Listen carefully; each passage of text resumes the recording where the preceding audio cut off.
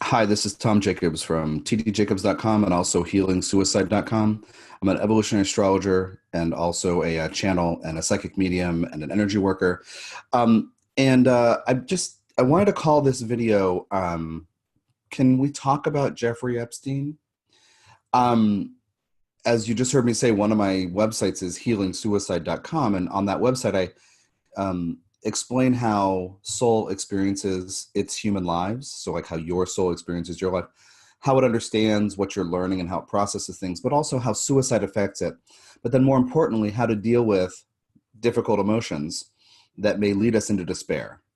So, I think when famous people commit suicide, sometimes I do a little research thing or a teaching note or something. And I wanted to, when I looked at his chart today, after today's August 10th, and he was found hanged this morning. Anyway, so I wanted to just give you some ideas or give you some insight into how I'm looking at this, how I think about it. Um, we know, nominally why people kill themselves, and that's not why I'm doing this video. But I wanted to, obviously, I have this chart pulled up here, and I wanted to just talk through some archetypal stuff and some karmic stuff that may help you see his persona, how he lived in a different light. Now, to be fair, I am not an expert on this man's life. I know what people know if they're paying attention to the news the last few months. Um, but certain key ideas may be helpful from what I'm looking at. Um, I attempt to do this in an objective light. Sometimes I'm not successful, but I don't subscribe to the idea that some people are just bad, that some people are just evil and there's no help for them. I don't subscribe to that at all, because part of my deal is to look at a soul's journey. Why would a soul co-create a human experience the way it does? And that's what I'm focused on. Now, for individuals, I do these things called Soul's Journey sound bites, where I do it's up to a half an hour of an overview of this multi-life journey, including the configuration of Pluto, then the South Node ruler by sign, and the North Node, to kind of give these overview life lessons, right? Or these ideas of kind of what the soul is having the person here to do.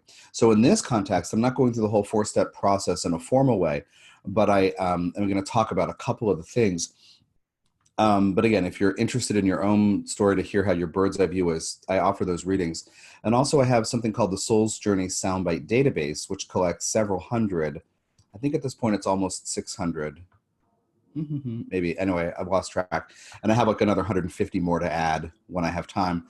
But of these overview readings where you can search for, I wonder, all the people with Pluto retrograde in Leo, you can search for things and listen to my delineations. So that's a teaching tool that some of you might find valuable. Okay, so first of all, his birth data, I guess you can see it, but I'll just say something. January 20th, 1953, 1953. We don't have a birth time for him, as far as I can tell. I did a little search online. I didn't see anybody had it in New York. So one of the first things that's going to pop out as you look at this chart is the number of seemingly extra bodies I use. I do use some asteroids and other points. And okay, so one of them is Eros, Eros. Well, that's here. And did I set this up right? Yes, I did. So that is up here. So you can see Eros conjunct Sun next to Sun. At 0, Sun is at what, 0? Eros is at 1 and change. So wrapped up with his identity as an Aquarius, as somebody who marches to the beat of his own drummer, is Eros. So we have that indicator that it's possible that sex is a big deal, right? It's possible. Some people with Aquarius planets are disconnected or dissociated or very intellectual to the point that sex might not be a big deal, right? We can't tell from a chart how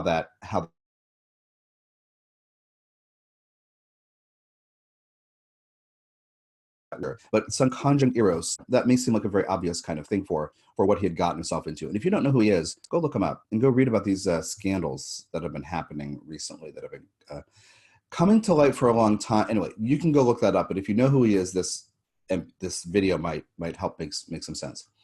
I don't want to go through his whole biography and talk about everything. So that's one obvious thing to look at regarding issues about sexuality, right? Okay. Then can I do, yeah, we do undo.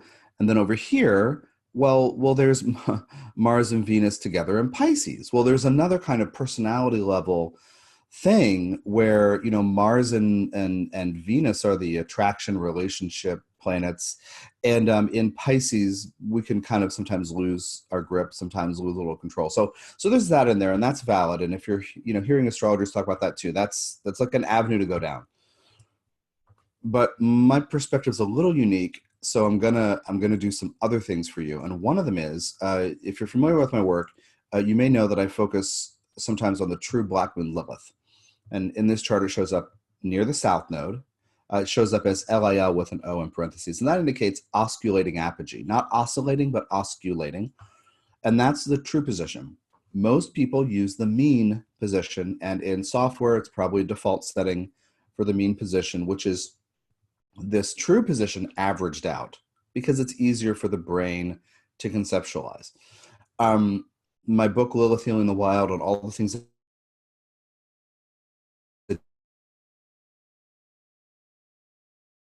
which is its motion is erratic. It's also not a planet. It's not a body like an asteroid.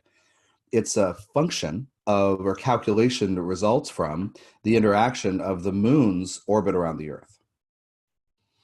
So it's a little more, it's not an asteroid, it's not a body we can see, so it fluctuates all the time.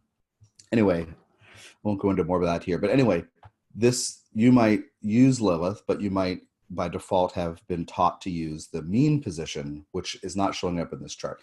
It can be up to 30 degrees different. And that's why people want to use the averaged out position.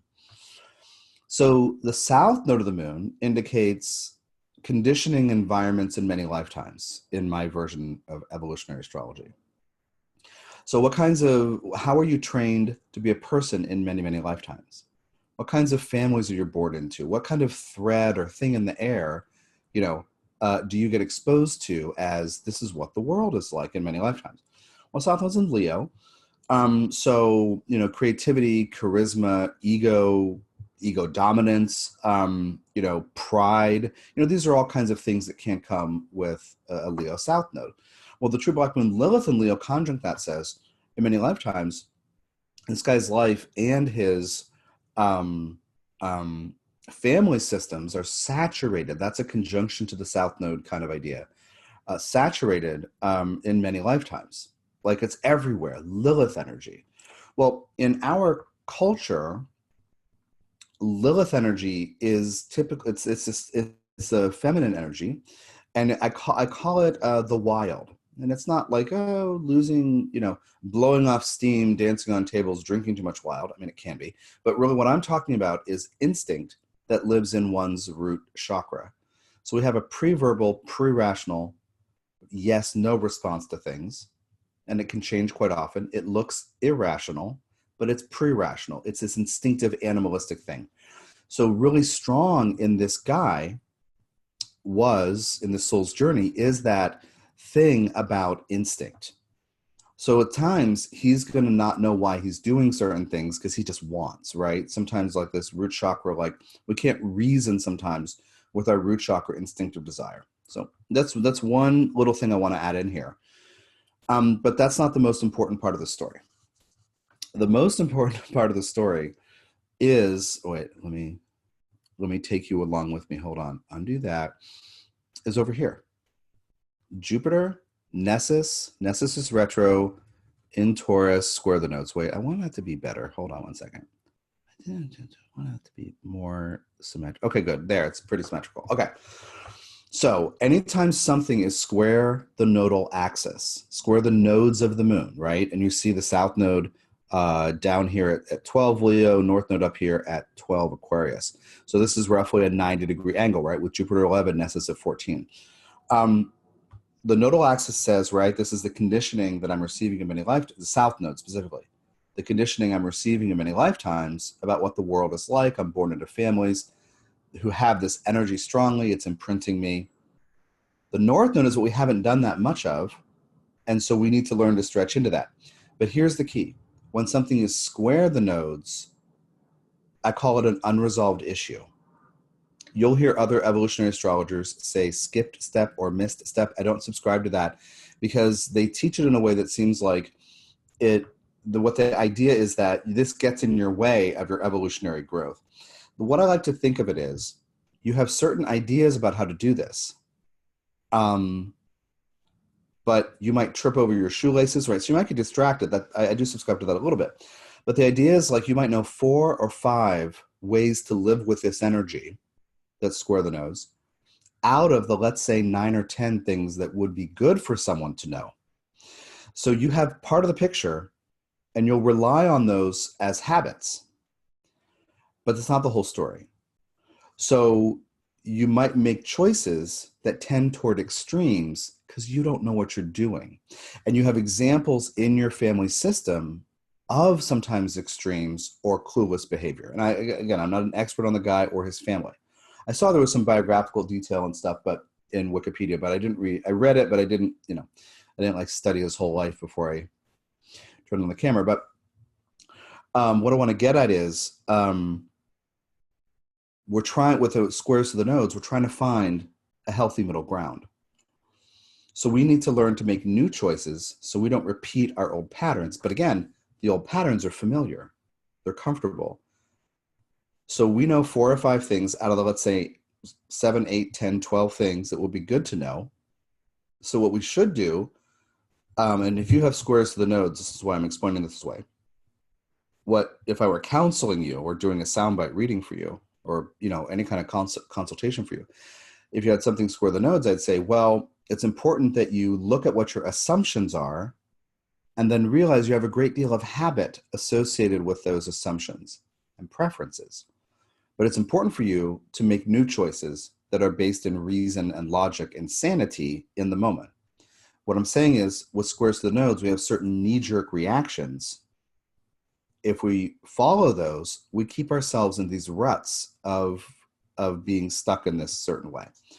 So an unresolved issue, I don't know the right way, I don't know enough right ways to use this energy. So here we have Jupiter: hope, faith, risk, self-confidence, abundance, right? Taking a risk, betting big, right? Putting all your eggs in one basket, like playing the lottery. These are Jupiterian kind of ideas. When Jupiter is square the nodes, in a bunch of lifetimes, this person has examples around him or her, and also in his or her own choices, of betting big on something, and sometimes it fails and sometimes it succeeds. So Jupiter isn't always abundance and wealth. With this guy during this life, it became that. It seems like he came from pretty, standard humble beginnings or something like that. But he became wealthy, right? In various ways. Nobody apparently really understands how. But anyway, in some lifetimes, there's a huge Jupiter energy, right? But it's in Taurus, so that can be about money or values or something like that. About picking one thing, doing one thing, being really good at one thing. That's kind of a Taurus inclination. But here's where what I really want to get to: Jupiter conjunct Nessus, which is a centaur. You may be familiar with Chiron, and Chiron is a centaur. It's a class of bodies orbiting the sun that are, planetoids, right? It's not an asteroid. It's not a comet. Like Chiron's classified officially as both a comet and a minor planet or something like that. Don't quote me. Anyway, it's got 2 designations because Chiron's weird and interesting. Nessus, however, as a centaur, it orbits the sun, and so it's part of our solar system, and not a lot of astrologers use it, but more are, as time goes on and we work more with other bodies that are kind of out there in the solar system. But and Nessus here is retrograde. So Nessus, this is what I want to tell you about this, because when I see Nessus square the nodes, there's a story. But when I saw his with Jupiter in Taurus square the nodes, I was like, oh, I got to tell this story. So Nessus is one of these rowdy centaurs. If you look up mythological stuff about centaurs, mostly what you may find is passing references to rowdy beings who inadvertently injure each other or get drunk and rowdy and kill each other, or somebody gets hurt or killed at some like wedding reception or some party. Like they're carousing, they're half animal. That's the point. They're half animal, half human or humanoid. And this is the being that's got the bottom part of the body as the horse, the upper part as a human. So with Chiron, it's a little different because he's, so to speak, civilized and cultured. He's not of the same genetic line as all these other centaurs. He's not part of that tribal group or clan group or something. And you can look up my Chiron videos, which are all over YouTube, for like info on that centaur. But this is a little different. So at a certain point, Nessus, who is one of these rowdy ones, sets himself up as a ferryman on the edge of this river. And he tells people, I have a mandate from the gods. Basically, I'm approved of by the gods. I'm an okay fellow. Yes, I know the centaurs are crazy people. We're all, carousers and drunks and whatever. But I'm actually very respectable. So he's working, right? And at some point, Heracles, we know as Hercules often, and his wife, I don't know how to say the wife's name. I'm going to say it two ways just in case. Deianira, I don't know. Anyway, you can look up the spelling if you want, but you can figure it out. Or if you have a background in Greek, you can maybe, know that. But anyway, Heracles hires Nessus to carry his wife Deianira across this river, to be this ferryman. And as this is happening, it is said that, the way the story is told through different people, it says different things, but he either lusts after the woman he's carrying, right, Heracles' wife, or he rapes her or molests her. I think rape here is like more like an advance that's unwelcome. I don't know. Anyway, but it might not be what we think of with that word. So she exclaims something like, "Stop," or "No." And Heracles hears this and turns around and fires an arrow that pierces the body of Nessus. And it still has poison from having killed the Hydra on it. So he's dying. And he tells the woman, Deianira, I just try not to say her name wrong, but I'm going to. Deianira tells her, "Take this clothing I'm wearing that has my blood on it. It'll be a magic love charm if Heracles' attention ever strays from you." And she takes it, and years later she uses it or has him wear it or makes a love potion out of it, something. And the poison kills Heracles because she suspects his attentions are straying to another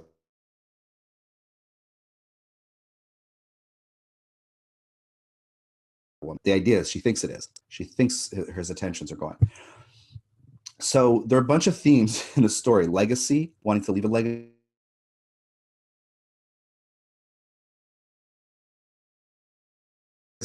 Purporting to be respectable, but being respectable.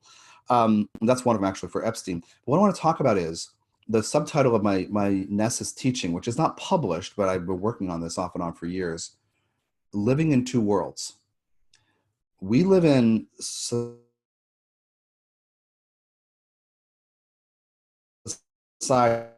So the sense of how do I exist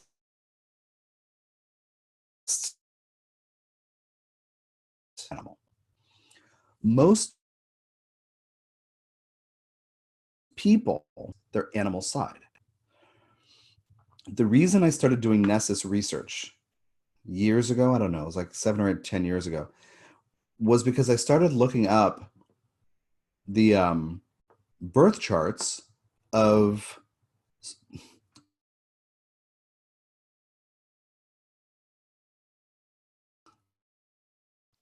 of people who had shot up schools, mass shooters, but in schools. And I was doing all this research, and I ended up coming across Nessus square the nodes, Nessus square Pluto, Nessus conjunct Pluto, and also then in the charts of defrocked Catholic priests who had molested children. So there's this thing about controlling and trying to control and trying to control and then blowing your lid, like losing control. And so when I see Nessus strong in a person's birth chart, I tend to assume the person is controlling things, right? Because we don't want to be ravenous in some way. We don't want some appetite, some instinctive urge to take us over. So Nessus square the nodes is an unresolved issue about the right way to balance these two parts of the self. So to recap here, I mentioned the sun conjunct the asteroid Eros. His sense of identity is wrapped up with Eros, including erotic energy. And then I mentioned Lilith conjunct the south node. He's got this instinctive thing that's strong in him, right? Sometimes attracted to something he doesn't know why, sometimes repelled from something he doesn't know why.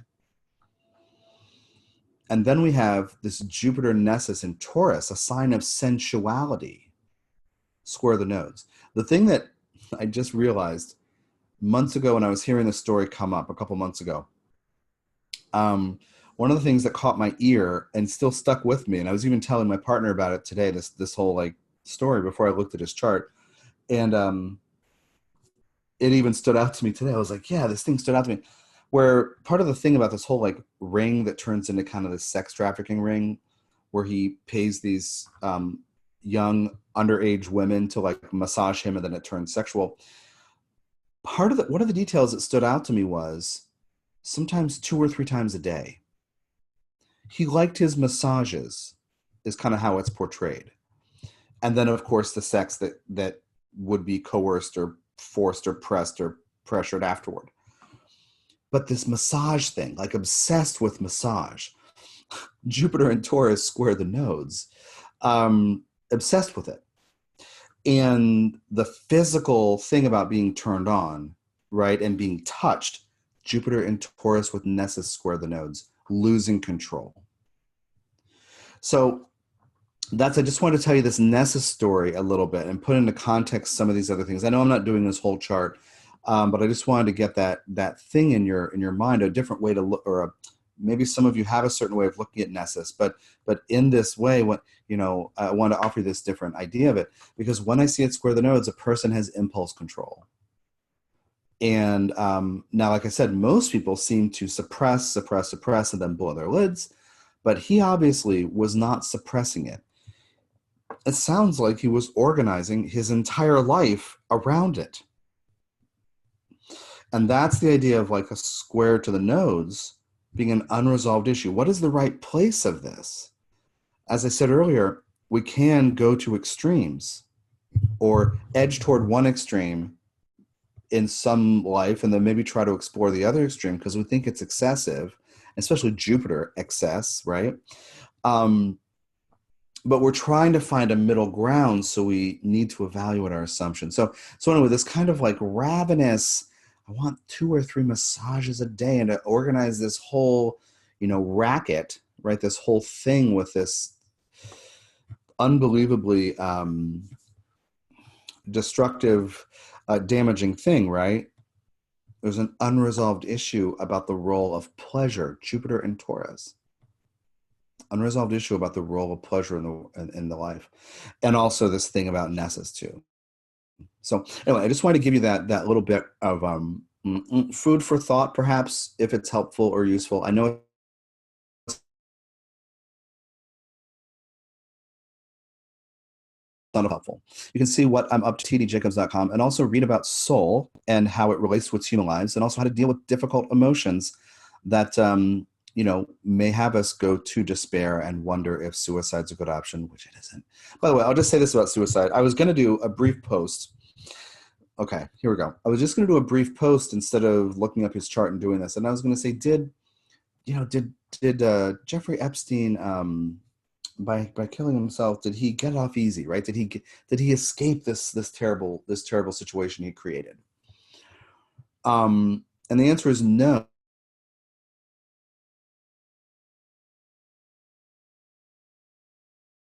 That is, and this is part of the heatofsuicide.com message, whatever you experience during life is fodder for the soul's journey. Your soul is like, I wonder what it's like to experience that as a human. Could be wonderful, could be terrible, could be creative, could be destructive, right? Could be harmful to self or other, could be beneficial and healing to self or other. But the soul's like, I wonder what that's like. And then the human lives that out, and the soul is like, oh, check. Yeah, that's what that's like. Oh,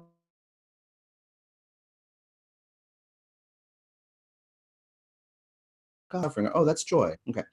Um, Humans think they can get off this ride, but you can't. If you end your physical life, which I do not recommend, of course, you have to come back later. You will come back, and you will have to deal with having done violence to yourself. You will have to deal with having avoided dealing with pain, shame, guilt, anger, sorrow, depressiveness, whatever it is. What I want to say is this sounds terrible. There's no escape from what you're feeling, but there are ways to heal it. And that's why that healing suicide,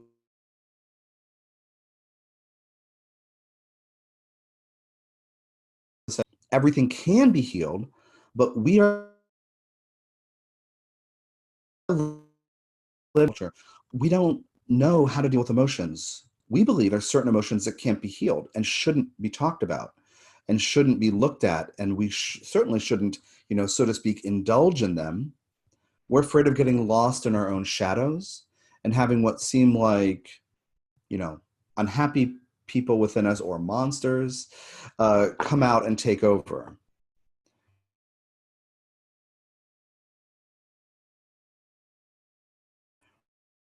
So a person who ends his or her life isn't escaping having to deal with those things.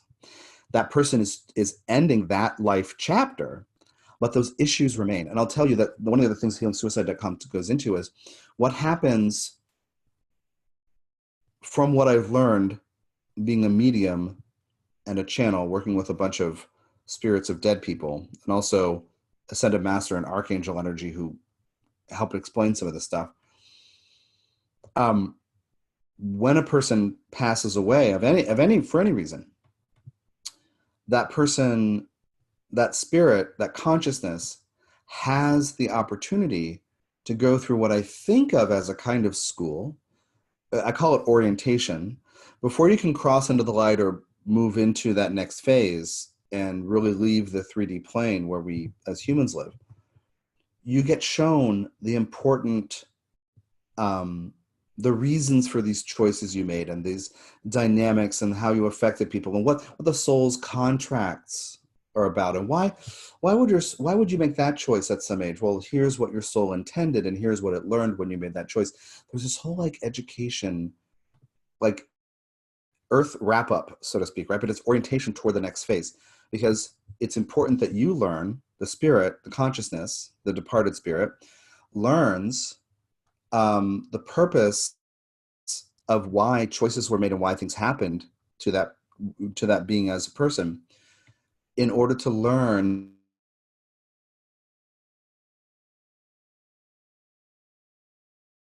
sorrow, all the unhappy feelings. Because to go into that next phase, to really be released from this earth plane, we have to be willing to be in and willing to open to divine love.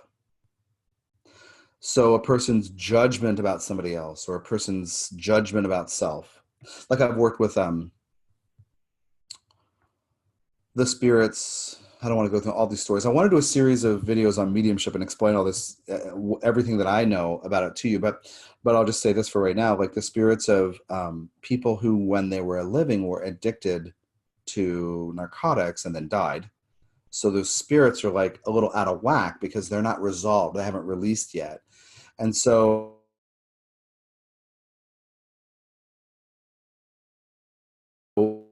Person, I destroyed my family relationship, did this, I ruined everything, I lost it, I wasted my time, I wasted my money, God would never love me, I'm not open to love. So some of us can kind of get stuck with that self-judgment, right? But they eventually have to deal with all of that.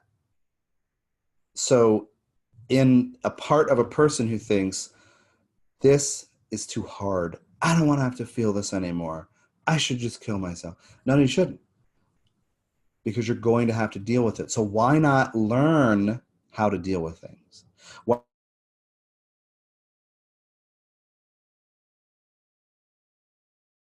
So anyway, check out healingsuicide.com. Obviously, this thing about wanting to talk about mediumship and life and death and healing and all that stuff is actually kind of pouring out of my mouth, so to speak, because I've been thinking about doing this mediumship series of videos for a while. But anyway, this person, this Epstein having killed himself, perhaps he can help us further the dialogue and raise the level